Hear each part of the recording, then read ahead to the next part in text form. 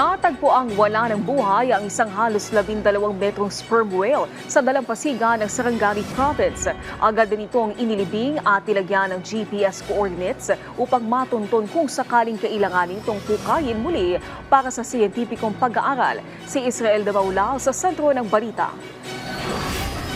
Isang sperm whale ang natagpuang wala ng buhay at palutang-lutang sa baybayin ng Glan, Sarangani Province.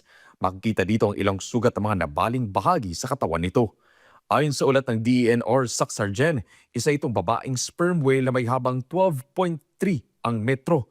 Posibleng nagmula ang balyena sa Sulu, Sulawesi Marine Ecoregion at napadpad sa Sarangani. Unfortunately, tungod sa advanced state of decomposition, di na to ma-examine, ma-analyze kung unsa yung real cause of sa pagkamatay sa balyena. Kay decompose na kasi di na dili na maka lisod na necropsy siya. Nilagyan ng GPS device ang nasabing sperm whale para sa posibleng exhumation kung muling kakailanganin.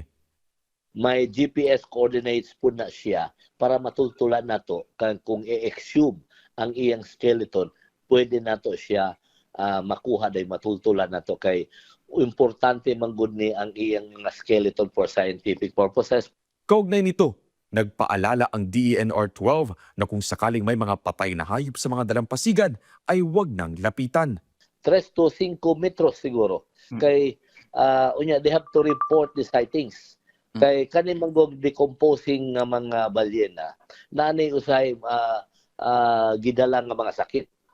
Unya, kung buhi po siya, posible kubuduol sa maigo sila or mapaakan or mawiktan sa ikog. So that's why they have to allow the authorities to do its role. Mahalaga ring agad na i-report ang mga ganitong insidente upang kaagad itong maaksyonan. Israel de Maulao para sa Pambansang TV sa Bagong Pilipinas.